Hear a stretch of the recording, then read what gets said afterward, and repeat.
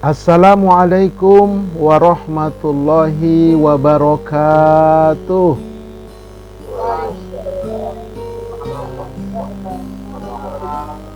Alhamdulillahi wa kafa. Wassalatu wassalamu ala rasulihil mustafa wa ala alihi wa ashabihi wa manih tada. Amma ba'd. Pertama dan paling utama, tiada kata yang pantas untuk senantiasa kita ungkapkan kecuali puji dan syukur kehadirat Allah Subhanahu wa taala dengan melafazkan kalimat hamdalah. Alhamdulillahirabbil alamin.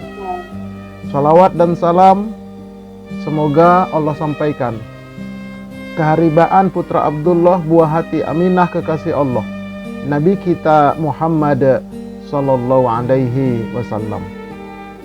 Bapak-bapak, ibu-ibu, bapak-bapak haji dan ibu-ibu hajjah, bapak-bapak dokter dan ibu-ibu dokter, alumni Universitas Indonesia Fakultas Kedokteran angkatan tahun 1979, kalau nggak salah saya, yang dirahmati oleh Allah Subhanahu wa taala. Bertemu kembali kita di alam gaib ya, di lewat Zoom, dan majelis studi dakwah terapan yang mengulas dan mengkaji materi-materi dakwah untuk dapat diterapkan dalam ibadah dan kehidupan sehari-hari. Ini majelis, saya punya majelis di YouTube. Nama channelnya Ustadz Arifin Purba Official. Sudah banyak materi yang saya upload. Ya silahkan berkunjung. Tapi bagi yang belum subscribe, like and share ditunggu dan itu gratis. Kemudian, hidup itu pilihan. Ada dua jalan pilihan yang Allah berikan kepada kita. Yang pertama jalan kebaikan yaitu surga. Yang kedua jalan kejelekan yaitu neraka. Mungkin bapak haji dan ibu hajah di jalan raya belum pernah melihat pelang seperti ini ya.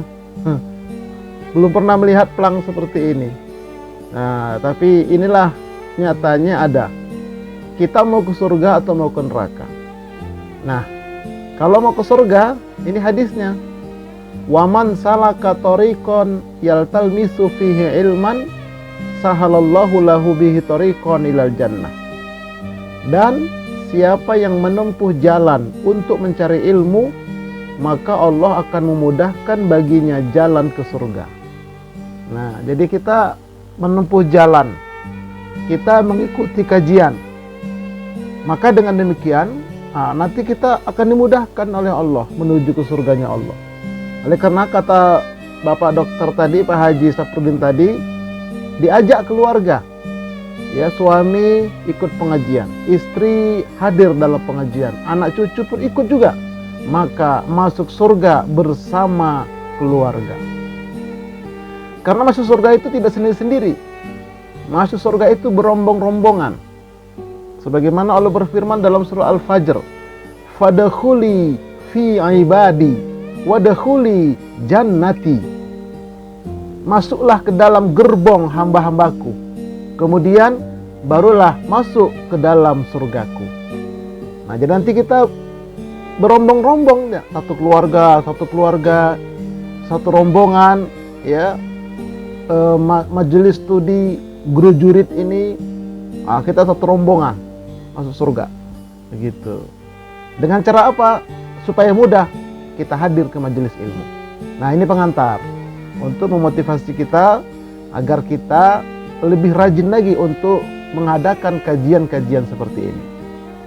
Baik, tema kita pada malam hari ini adalah persiapan diri menyambut bulan suci Ramadan tahun 1445 Hijriah.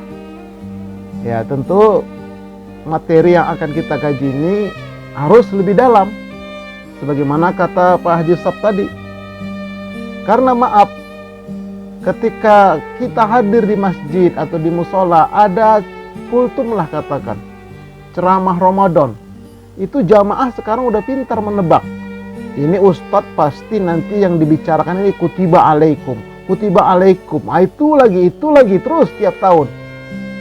10 malam pertama rahmat, 10 malam kedua ampunan, 10 malam ketiga terbebas dari neraka. Jadi jamaah udah menebak. Kenapa? Karena ustadznya pun tidak meningkatkan kualitas keilmuan tadi. Nah, oleh karena itu coba malam hari ini kita akan dalami, ya, akan naik kelas kita insya Allah. Mari kita lihat. Ada beberapa amalan menjelang datangnya bulan Ramadan dan pada saat bulan Ramadan. Nah, ini ya ada beberapa amalan sesuai dengan tuntunan. Nah, yang pertama mengqadha Ramadan. Disebutkan dalam hadis bersumber dari Aisyah radhiyallahu anha taqul kana yakunu alayya shaum min Ramadan fama astati'u an aqdiyahu illa fi Sya'ban asyghulu min Rasulillah sallallahu alaihi wasallam au bi Rasulillah sallallahu alaihi wasallam. Artinya Aisyah berkata, aku masih punya hutang puasa Ramadan, tetapi aku belum membayarnya sehingga tiba bulan Sya'ban, barulah kubayar terkait dengan kesibukanku bersama Rasulullah SAW. Hadis ini sahih, riwayat Imam Muslim. Jadi dikata ulama-ulama yang diqadha itu, yang terutama itu tahun yang paling dekat, tahun kemarin. Nah, kemudian tahun kemarinnya, baru kemudian tahun kemarinnya lagi. Kalau yang waktu kita masih muda-muda dulu, kalau kita tidak bisa menghitung, maka cukup perbanyak puasa sunnah, kata ulama. Senin Kemis, Yaumul Bid. Nah, itu nanti yang akan menutupi puasa-puasa wajib waktu kita masih muda dulu. Karena kita tidak tahu lagi menghitungnya bagaimana. Nah, ini yang diqadha ini adalah yang terdekat berdasarkan hadis ini. Oke, ini yang pertama amalannya. Kemudian yang kedua, perbanyak puasa sunnah Sya'ban. Nah, ini yang kedua. Bersumber dari Aisyah juga, taqul kana ahabba asy-syuhur ila Rasulillah sallallahu alaihi wasallam ayyasumahu Sya'ban bal kana yasiluhu bi Ramadan. Aisyah berkata, bulan yang paling disukai oleh Rasulullah sallallahu alaihi wasallam untuk berpuasa adalah bulan Sya'ban. Karena itulah beliau menyambungkan puasa pada bulan itu dengan puasa bulan Ramadan. Artinya Rasulullah itu puasa sebanyak 27 hari maksimum. 27 atau 28 hari. Nah, setelah itu masuk kepada bulan Ramadan. Tidak penuh, tapi paling banyak Rasulullah puasa sunnahnya. Nah, ini amalan yang kedua, ya, menyambut bulan Ramadan. Masih ada waktu insya Allah. Jadi H-1, H-2 jangan lagi puasa, ya. H-2 jangan lagi puasa, baik itu mengqadha apalagi puasa-puasa sunnah. Nah, karena sudah nanti dia jatuhnya nanti jadi yaumus syak, hari yang diragukan. Oke. Kemudian keutamaan bulan Sya'ban ini, pertama karena amalan manusia diangkat ke sisi Allah setahun sekali. Nah, ada yang setahunan, ada yang bulanan, ada yang pekanan, ada yang harian. Nah, kalau tahunan, amalan manusia diangkat menghadap Allah pada bulan Sya'ban. Wa huwa syahrun turfa'u fihi al-a'malu ila rabbil alamin. Fa uhibbu ayyurfa'a amali wa ana sha'im. Pada bulan Sya'ban itu, amal perbuatan diangkat kepada Rabb semesta alam. Maka aku suka amalku diangkat ketika aku sedang berpuasa. Nah, jadi bulan Sya'ban ini adalah laporan amalan kita kepada Allah. Nah, makanya kita lebih bersemangat beramal ibadah di bulan Sya'ban ini. Apa saja kita tingkatkan kualitasnya. Nah, ini keutamaan bulan Ramadan. Bulan Sya'ban maksud saya. Keutamaan yang kedua, melakukan taubatan nasuha pada malam nisfu Sya'ban. Nah, pekan yang lalu ini. An Abdullah bin Amr anna Rasulullah sallallahu alaihi wasallam qala yattali'u Allahu azza wa jal ila khalqihi lailatan nisfi min Sya'ban fayaghfiru li ibadihi illa lisnaini musahinin wa qatilin nafsin. Dari Abdullah bin Amr bahwa Rasulullah sallallahu alaihi wasallam bersabda, ini hadis qudsi, Allah Ta'ala mengamati makhluknya pada malam pertengahan bulan Sya'ban. Lalu dia mengampuni dosa-dosa hambanya kecuali dua saja, yaitu orang yang bermusuhan dan orang yang membunuh seseorang. Nah, jadi kalau bermusuhan mereka tidak damai, kalau membunuh seseorang dia tidak minta maaf sama keluarganya, maka tidak akan diampunkan sampai matinya. Tapi kalau dosa selain itu, nah disitulah Allah akan ampunkan. Bertobat di sana, kemudian banyak-banyak minta ampun kepada Allah. Di malam nisfu Sya'ban itu, waktunya kapan? Kata alim ulama, berdasarkan hadis yang lain, pertengahan malam. Pertengahan malam. Dan ditambah lagi memintakan ampun orang-orang yang sudah meninggal dari keluarga kita. Nah itulah yang dicontohkan di dalam sunnah ini. Oke. Kemudian yang ketiga, amalan menjelang Ramadan adalah banyak-banyak berdoa menyambut datangnya Ramadan. Habis sholat 5 waktu kita berdoa, habis sholat malam kita berdoa. Ya, setiap saat kita selalu berdoa. Apa doanya? Doanya itu diantaranya adalah Allahumma barik lana fi Rajabin wa Sya'ban wa barik lana fi Ramadan. Dalam hadis lain, wa balighna Ramadan. Ya Allah, berkahilah kami di bulan Rajab dan di bulan Sya'ban, dan berkahilah kami di bulan Ramadan. Nah, ini perbanyak doa ini. Ya, perbanyak doa. Allahumma barik lana fi Rajabin wa Sya'ban wa barik lana fi Ramadan.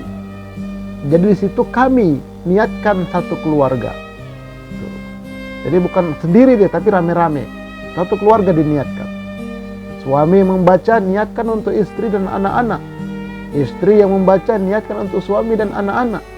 Anak-anak membaca, niatkan untuk kedua orang tuanya juga, agar Allah berkahi. Nah, berkah itu semakin tambah nikmat, semakin dekat kepada Allah. Semakin tambah umur, semakin dekat kepada Allah. Semakin tambah ilmu, semakin dekat kepada Allah. Itu namanya berkah. Ya, barokah namanya. Nah, yang keempat, amalan menyambut datangnya Ramadan adalah sebagai seorang muslim yang beriman wajib bergembira menyambut datangnya Ramadan. Nah, jadi tumbuhkan kegembiraan dalam kolbu kita, dalam jiwa kita. Karena insya Allah nanti hari Senin yang akan datang, ya ini Senin besoknya lagi itu kita sudah puasa insya Allah. Insya Allah kita sudah puasa. Nah, disebutkan dalam hadis, qad ja'akum Ramadan syahrun mubarak iftaradallahu alaikum siyamahu tuftahu fihi abwabul jannah wa yughlaqu fihi abwabul jahim wa tughallu fihi syayatin fihi lailatun khairum min alfi syahr min man hurima khairaha qad hurima. Sesungguhnya telah datang kepada kamu Ramadan, bulan yang penuh berkah. Allah mewajibkan kamu untuk berpuasa padanya. Pada bulan itu dibukakanlah pintu-pintu surga, ditutuplah pintu neraka, terbelenggulah syaitan. Padanya terdapat malam Al-Qadar yang lebih baik dari 1000 bulan. Barang siapa yang membiarkannya berlalu, maka ia tidak akan mendapatkannya. Artinya tidak ada kegirangan dalam kolbunya, tidak ada semangat untuk beramal di bulan Ramadan, maka dia tidak akan mendapatkan keutamaan Ramadan itu. Tapi kalau dia ada semangat, ada tekad, ada keinginan, dan langsung dia laksanakan nantinya, insya Allah dia dapat. Dia dapat pintu surga terbuka, dia bisa membelenggu setan pada dirinya, dan dia akan diberikan Allah malam Al-Qadar. Nah, ini jadi sikap kita harus gembira, harus girang gitu. Semangat kita. Nah, kemudian yang kelima adalah meningkatkan ilmu, bekal menyambut Ramadan. Nah, ini ilmu. Ini kita perdalam ilmu kita ya dalam menyambut ibadah bulan Ramadan ini. Nah, yang keenam adalah mempertebal iman. Nah, karena apa? Karena dasarnya iman. Sebagaimana Allah berfirman, "Ya ayyuhalladzina amanu kutiba alaikumusyamu kama kutiba alal ladzina min qablikum la'allakum tattaqun." Hai orang-orang yang beriman, diwajibkan atas kamu berpuasa sebagaimana diwajibkan atas orang-orang sebelum kamu agar kamu bertakwa. Nah, jadi iman yang menjadi dasarnya. Dari iman naik ke takwa. Nah, ini ya. Jadi dari iman naik ke takwa. Kalau imannya belum kuat, kalau imannya belum beres, dia tidak akan sampai kepada takwa. Itu maknanya. Nah, jadi iman itu adanya di kolbu. Iman itu adanya di kolbu. Yang ketujuh, ini dia. Ini yang puncaknya di sini. Bersihkan pikiran kita dan juga bersihkan kolbu kita dari segala macam penyakit-penyakitnya. Nah, kalau tidak dibersihkan, maka puasanya tidak ada nilainya di sisi Allah. Tidak akan meningkat dia. Ya begitu aja lah tiap tahun. Oke, mari kita lihat ya. Manusia ini terdiri dari 3 dimensi. Manusia itu terdiri dari 3 dimensi. Yang pertama, dimensi jasmani. Yang kedua, dimensi hayati. Dan yang ketiga, dimensi ruhani. Nah, ini yang perlu kita tingkatkan sekarang ini dalam menyambut bulan Ramadan dan nanti kita beramal padanya. Jadi manusia itu terdiri dari 3 dimensi. Oke. Pertama, dimensi jasmani. Disebutkan dalam Al-Quran bahwa jasmani manusia itu mengandung 4 unsur. Pertama, unsur api. Itu diterangkan dalam suratul Baqarah ayat 24. Yang kedua, unsur udara. Diterangkan dalam surah Shad ayat 71 dan 72. Yang ketiga, unsur air. Dijelaskan dalam surah Al-Furqan ayat 54. Dan yang keempat, unsur tanah. Disebutkan dalam surah Shad ayat 71 dan ayat 72. Jadi disebutkan dalam satu dalam satu kajian keilmuan para ulama khusus bahwa manusia ini jasmani, jasad manusia ini itu adalah bentuk mikrokosmos dari seluruh alam semesta. Seluruh alam semesta ada pada diri kita secara dimensi jasmani. Oh, itu luar biasa. Makanya manusia ini manusia makhluk yang paling mulia. Fi ahsani taqwim. Makhluk yang paling mulia. Oke, ini dimensi jasmaninya. Nanti kaitannya dengan saum Ramadan apa? Nanti kita lihat. Nah, yang kedua adalah dimensi hayati. Yaitu akal. Di mana akal ini merupakan panglima bagi diri kita. Panglimanya itu akal. Jenderal panglimanya itu akal. Kemudian kolbu. Kolbu itu adalah sebagai rajanya. Raja bagi jasad kita. Jasmani kita. Nah, ini namanya dimensi hayati. Ya, jadi kita diberikan akal untuk berpikir, merenung, merencanakan sesuatu dan sebagainya. Kita juga diberikan kolbu. Akal secara fisik otak. Secara hardware-nya otak. Tapi secara software-nya, nah itu aplikasinya dia itu berpikir, merenung. Tuh, sebagai panglimanya dia. Makanya kalau tidak berakal, tidak dibebani hukum. Ketika dia sudah balik berakal, barulah terbebani hukum. Nah, begitu juga kolbu secara fisiknya adalah jantung. Nah, secara hardware-nya perangkat kerasnya jantung, tapi softwarenya, aplikasinya disebut dengan kolbu. Nah, jadi dalam kolbu itu ada aplikasi, ya, ada macam-macam di sana itu. Ada, pokoknya nanti ada 3 lapis. Nah, itu sebagai raja yang memerintah jasmani kita. Nah, kemudian kaitannya dengan puasa, manakah yang dipuasakan? Nah, di sini dia. Yang dipuasakan itu adalah dimensi pertama dan dimensi kedua. Dimensi jasmani dan dimensi hayati. Kalau dimensi ruhani itu tidak dipuasakan. Kenapa? Ruhani itu adalah ruh yang ditiupkan oleh Allah ketika kita 4 bulan dalam kandungan. Ruhani itu adalah cahayanya ilahi. Dalam bahasa kita disebut dengan hati nurani. Dan itu tidak pernah bohong. Nah, cuman masalahnya nanti jiwa kita itu tertutup dia, sehingga cahaya ilahi itu tidak bisa masuk ke dalam jiwa. Itu makanya dipuasakan supaya bersih jiwanya, nanti baru ruhani itu menyinari dia. Tuh, ini hati nurani, makanya ada istilah tanyakan kepada hati nuranimu. Jadi hati nurani ini tidak dipuasain dia, karena dia adalah cahaya ilahi. Yang dipuasakan itu adalah dimensi jasmani dan dimensi hayati.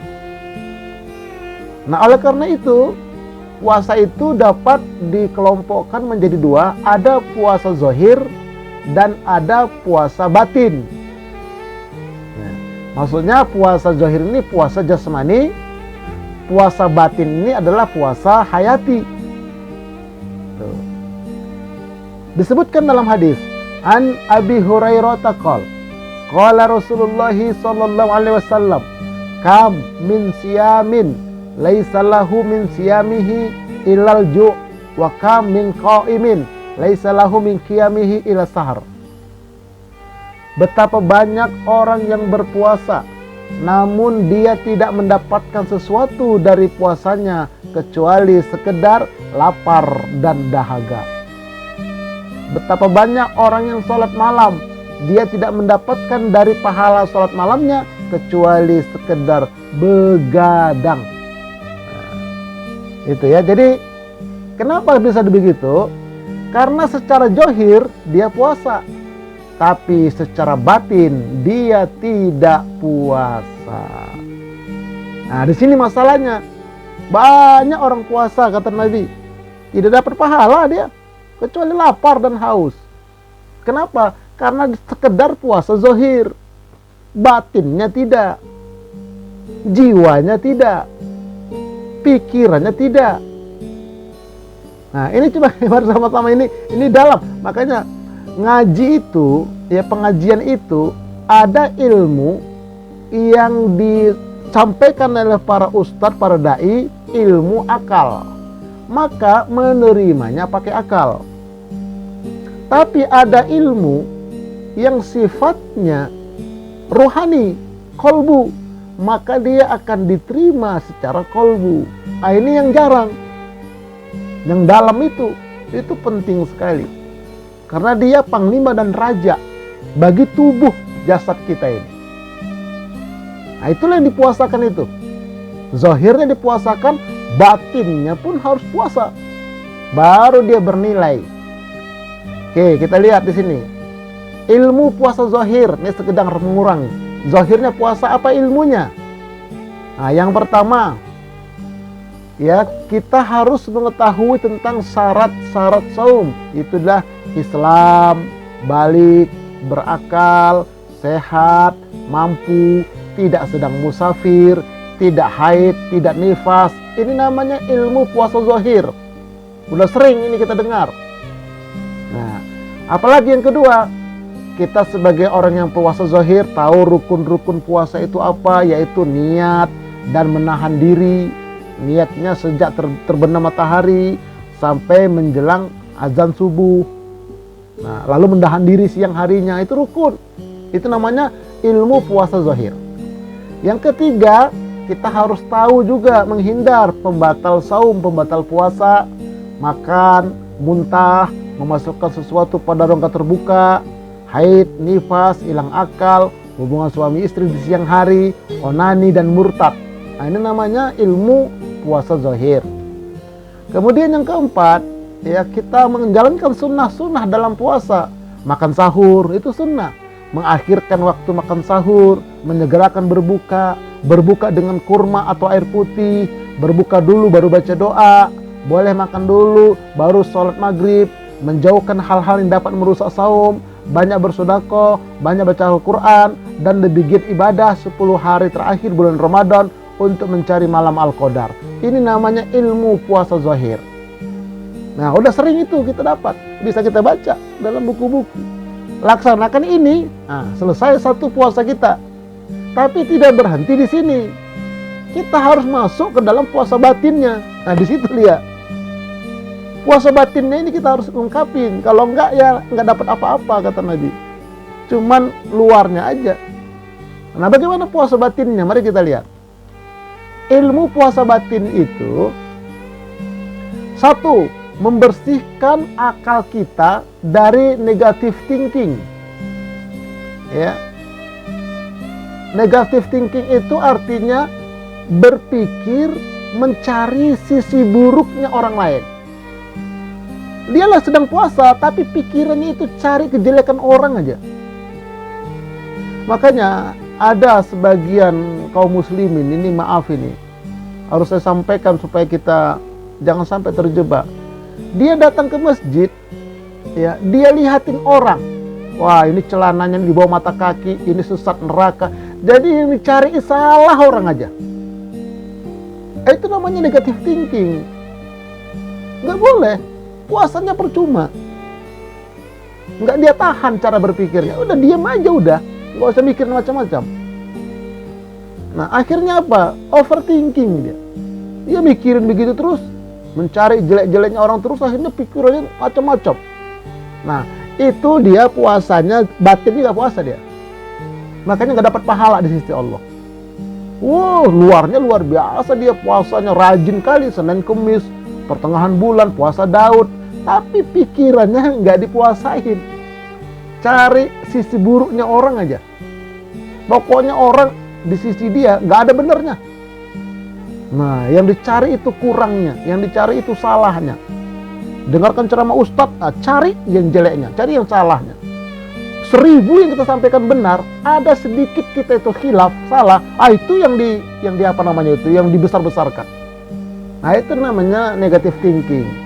Kalau rajin dia puasa, maka di sisi Allah, kata Nabi tadi, nggak dapat nilai apa-apa kecuali lapar dan haus saja. Makanya kita harus positive thinking. Ya udah, biar dia begitu. Ya memang dia masih level itu, udah selesai. Yang penting saya bagaimana nih, kan gitu enak. Jadi namanya positive thinking, jangan negative thinking. Oke, ini yang satu yang harus kita jalankan ketika kita berpuasa. Ya, jangan negative thinking kita. Kita harus positive thinking. Jangan mencari-cari buruknya orang, tapi carilah buruknya kita, carilah kurangnya kita. Nah, ini dia. Ini pertama ya, yang pertama. Oke, kemudian yang kedua, barulah dia membersihkan penyakit-penyakit kolbu. Karena kalau masih ada penyakit-penyakit kolbunya, nah, dia puasa 0, nggak ada nilainya. Makanya di kolbu ini tadi, kolbu kita secara hardware-nya itu jantung. Secara software-nya itu ada 3 lapis dia. Ya, ada 3 lapis. Lapis luar namanya as-sudur. Lapis tengah namanya al-fuad. Lapis dalam namanya al-absor. Nah, jiwa kita ada di lapis tengah ini yang kita puasakan itu. Jiwa itu yang dipuasakan itu. Ya. Nih. Nafs atau jiwa atau sukma atau karakter atau kepribadian. Ini jiwa ini. Begitu ditiupkan ruh umur 4 bulan, langsung terinstall jiwa, sukma, karakter, kepribadian. Itu begitu ditiupkan ruh itu. Kalau hewan nggak ada ruhnya, dia hanya punya hayati, nyawa aja. Nah, kalau manusia ketika 0 positif hamil sampai umur 4 bulan sudah ada hayati, dia sudah hidup, nyawa. Ditiupkan ruh, langsung terinstal dia. Itulah dia jiwa sukma. Nah, itulah yang dalam diri kita, keinginan-keinginan. Nah, itu. Jadi itu namanya jiwa sukma. Itu adanya di fuad dia. Nah, sementara penyakit-penyakit buruknya itu ada di sudur. Makanya kan Allah berfirman dalam satu ayat itu, apa kata Allah? Fa'alhamaha fujuraha wa taqwaha. Allah mengilhamkan kepada kolbu manusia itu ada fujur, negatif, ada takwa, positif. Nah, jadi yang negatif itu 5 macam adanya di sudur. Nih. Jadi setan ini dia menggoda jiwa. Jadi semua negatif, setan ini menggoda jiwa. Tuh. Kemudian yang kedua, hawa, sifat binatang, keinginan-keinginan yang menyimpang dari syariat, itu dibawa setan menggoda jiwa kita. Bintik-bintik hitam akibat dosa, dosa mata, dosa tangan, dosa kaki, dosa pikiran, dosa-dosa semua anggota badan itu berakibat, berefek kepada jiwa. Maka jiwanya gelap. Begitu juga penyakit-penyakit hati, penyakit kolbu, iri, dengki, hasut, kemudian pelit, tamak, rakus. Kemudian pokoknya segala macam-macam penyakit kolbu itu dibawa oleh setan, dimasukkan ke dalam jiwa, maka jiwanya menjadi jiwa yang sakit. Nah, itu. Kemudian jin korin. Setiap manusia begitu positif lahir, hamil sampai lahir, Allah sertakan jin korin. Ya, jin korin, bangsa jin dia. Tapi menemani kita. Sehingga sahabat bertanya kepada Rasul, apakah engkau juga punya jin korin ya Rasul? Ya, aku juga diberikan jin korin. Tapi jin korinku sudah diislamkan oleh Allah, tidak menyuruh aku kecuali yang baik. Lalu bagaimana dengan kami ya Rasulullah? Nah, tergantung kalian. Bagaimana kalian menjaga, merawat jiwa kalian. Kalau jiwa kalian rawat baik, maka jin korin pun ikut baik. Tapi kalau tidak, kata Nabi, jin korin kalian ini akan bekerja sama dengan seton. Dia akan mengundang 4 macam jin lainnya. Ada jin tempelan, ada jin kiriman, ada jin undangan, ada jin nasab. Nah, keturunan itu, jin nasab. Itulah penyakit indigo itu. Yang kata orang indera ke-6. Itu bukan indera ke-6, itu penyakit. Itu merusak jiwa. Nah, kita diwajibkan puasa Ramadan adalah menahan, mengendalikan jiwa kita dari pengaruh-pengaruh negatif yang 5 macam ini. Dia yang 5 macam ini tidak bisa dibuang dari sudur ini. Tidak bisa, memang Allah ilhamkan di situ. Allah tempatkan di situ. Fa'alhamaha fujuraha. Allah ilhamkan, Allah tempatkan di sudur itu. Nah, setan inilah yang membawa ke dalam jiwa. Nah, makanya nanti jiwa kita ini, ya, kita puasakan dengan syariat tadi, puasa zahir tadi, sambil kita mendekatkan diri kepada Allah, diiringi dengan ibadah-ibadah lain, doa. Kalau setan itu kita berdoa, a'udzubillahi minasyaitonirrajim. Kalau hawa ini, nah kita mengamalkan syariat, ya, yang ini halal kita ambil, yang haram kita buang, kita tinggalkan. Nah, itu nanti makanya jiwa kita nanti menjadi selamat.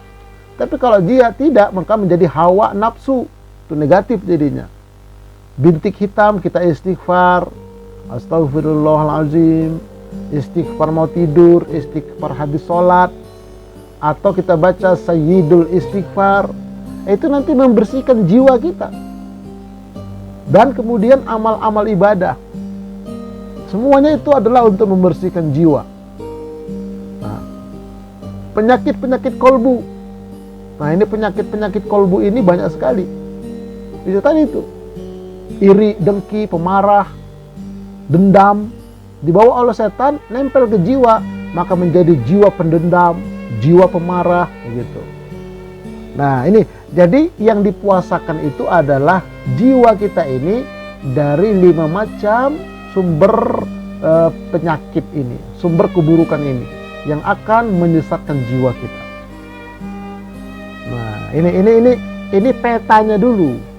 Kalau untuk bagaimana kita mendalaminya, nanti ada satu tema namanya itu kajian ihsan, atau dalam bahasa lain namanya kajian tasawuf. Dan ada riadoh-riadohnya. Tapi yang penting kita tahu dulu nih petanya ini. Nah, nanti kalau di Al-Absar nanti di sini ini ada 5 juga yang baik-baik nanti dia, yang positif. Makanya jiwa kita ini sering menghadap kemana? Kalau menghadap ke sudur yang 5 jelek ini, maka jiwanya akan buruk. Makanya kita kendalikan dia. Nah, kita usahakan menghadap ke Al-Absar, ke bawah, ke dalam, maka nanti jiwanya akan baik. Oke, nah, nama lain dari jiwa yang ada di tengah-tengah ini tadi, jiwa itu bahasa kita. Kalau bahasa Al-Qur'annya namanya nafsun, ya, nafs. Kemudian disebut juga nafsiyah, diri, kepribadian, sukma, tuh. Kemudian karakter, kemudian kepribadian, disebut juga dengan sifat, ya, atau sikap, disebut juga tabiat atau mental, nah, atau orangnya. Oh, dia orangnya seperti itu, enak orangnya. Wah, kalau yang itu orangnya nggak enak, itulah jiwa, itulah nafs. Nah, makanya ya, watak juga termasuk. Allah berfirman, kullu nafsin dha'iqatul maut thumma ilaina turja'un. Tiap-tiap yang berjiwa akan merasakan mati, kemudian hanyalah kepada kami kamu dikembalikan. Nah, jadi mengalami mati itu jiwa, yang kembali itu nanti ruh yang ditiupkan tadinya oleh Allah, kembali kepada Allah, ya. Nah, menghadap kepada Allah bersama jiwa. Nanti ditanya, dulu kamu datang ke dunia fitrah, suci, kenapa kamu sekarang pulang dalam keadaan kotor seperti ini jiwamu? 5 macam tadi itu ada pada jiwamu. Nah, kata ruh tadi, dia jarang bersilaturahim kepada aku di Al-Absar. Dia ngikutin yang di sudur. Jiwa itu nanti dipertanggungjawabkan di hadapan Allah. Nah, ini, jadi karena itu puasa itu adalah jiwa kita ini harus kita kendalikan dari 5 macam yang buruk tadi. Nah, kemudian ada 7 tingkatan jiwa manusia, ya. Yang paling rendah adalah nafsun atau jiwa amarah, yaitu pemarah dan jiwa yang sesat. Kemudian yang kedua, nafsun atau jiwa mulhamah, jiwa yang selalu ragu-ragu, kerjain nggak ya, tinggalkan nggak ya, itu ragu-ragu dia, tobat nggak ya, begitu.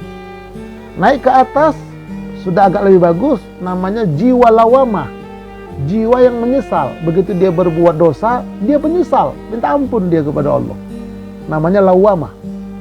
Kemudian yang keempat, jiwa atau nafsu mutmainnah. Nah, ini sudah bagus, tenang ya ayat Tuhan, nafsul mutmainnah, jiwa yang tenang. Kemudian yang kelima adalah nafsu rodiyah, irji'i ila rabbiki rodiyah, namanya jiwa yang ridho. Ridho menerima ketetapan yang datang dari Allah setelah dia ikhtiar dan berdoa. Apapun yang dia dapat, dia ridho.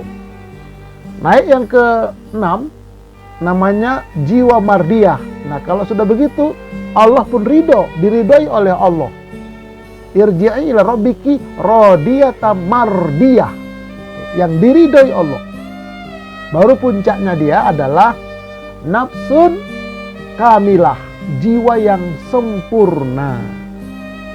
Nah, ini 7 macam jiwa ini ini dibagi-bagi dia untuk siapa saja. Beda orangnya. Kalau nafsu kamilah, ini adalah jiwanya para nabi dan rasul. Tuh. Kemudian kalau nafsu mardiyah dan rodiyah, dua-dua ini adalah jiwanya wali-wali Allah. Tuh. Jadi para wali Allah itu jiwanya itu rodiyah mardiyah. Ya, wali itu kekasih Allah.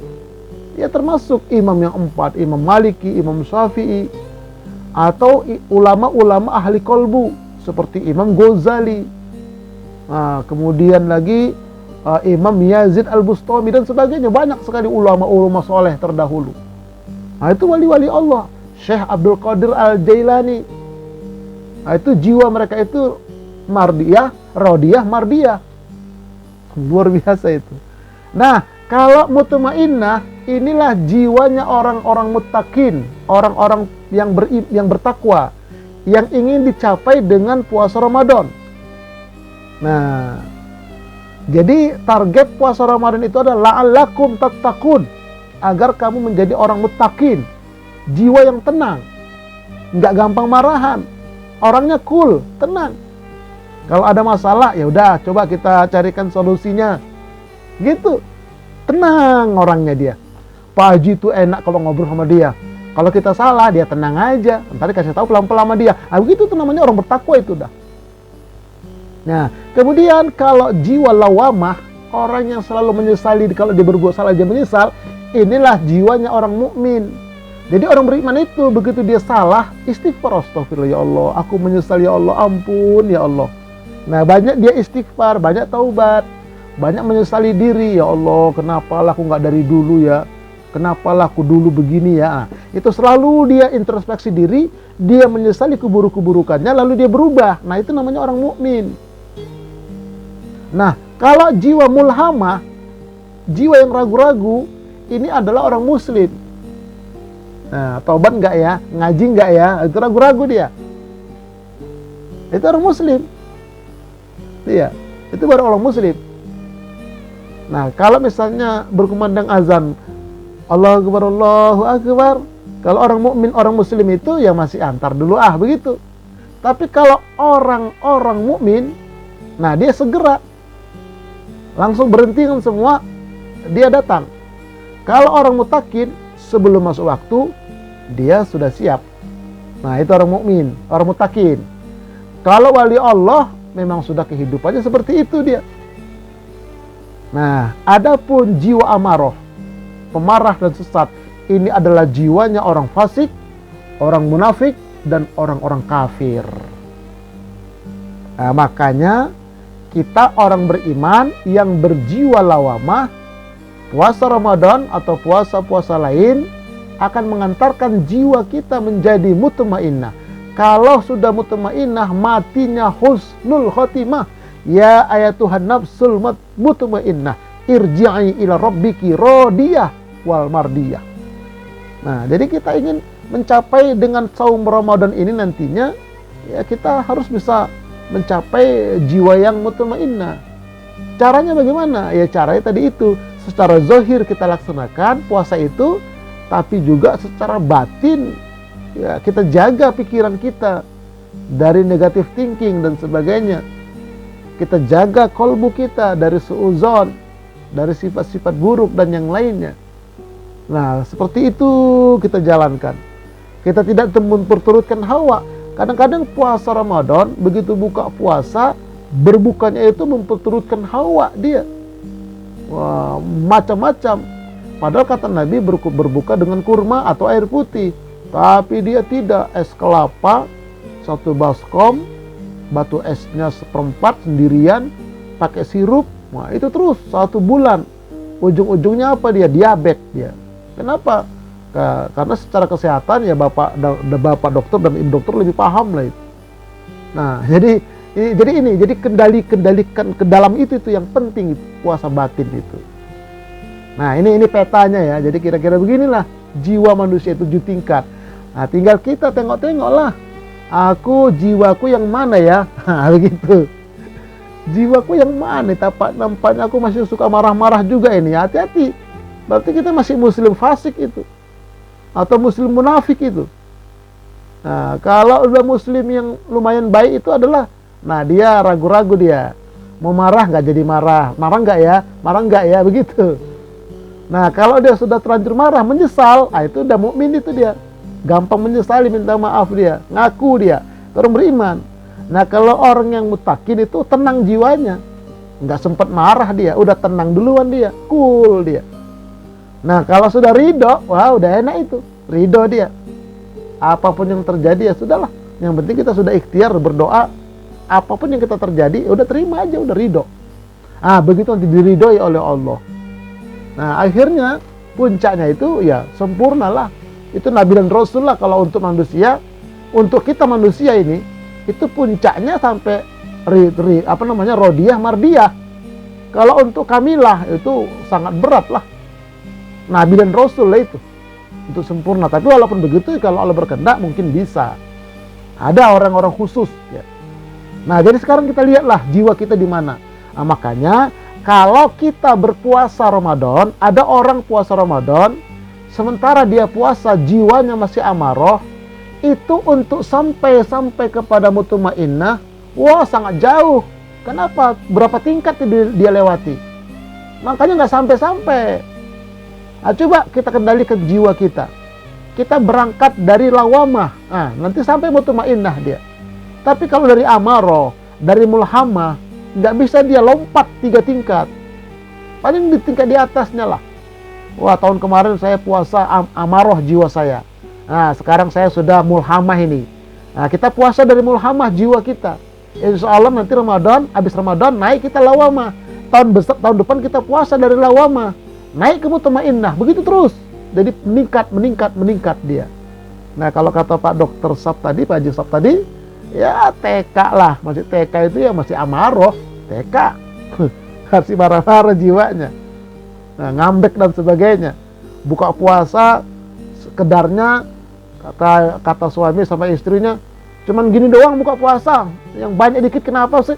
Nggak selera kayaknya. Nah, itu masih TK, itu masih amarah itu. Jiwanya masih amarah.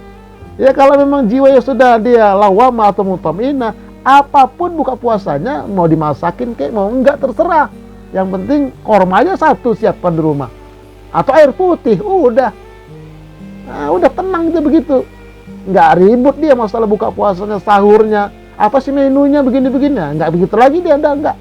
Ya udah, seperti hari biasa aja menunya, cuman ditukar-tukar kalau bisa begitu. Nggak usah berlebihan. Nah, itu jiwa seperti itu. Nah, itu nanti akan meningkatkan jiwa. Karena jiwa ini yang akan pulang, mati, ditanyai oleh Allah. Nafs, jiwa tadi itu. Nah, ini Bapak Ibu sekalian, ya. Pengajian kita pada malam hari ini, sekali lagi, ini adalah petanya. Ya, untuk pendalaman ini nggak gampang, pelan-pelan ini bertahap. Dan ada riadohnya dia. Tidak hanya dengan puasa Ramadan, dengan zikir, ya, dengan baca Quran, dengan umroh, ya, dan macam-macam lah semua amal ibadah. Tujuannya ini kepada jiwa ini, perbaikan jiwa. Nah, marhaban ya Ramadan. Selamat menjalankan ibadah puasa Ramadan. Yuk kita berusaha dengan sungguh-sungguh agar Ramadan kita lebih bermakna di tahun 1445 Hijriah ini. Amin ya Rabbal Alamin. Wallahu a'lam bishawab. Nah, saya tutup dengan Assalamualaikum warahmatullahi wabarakatuh.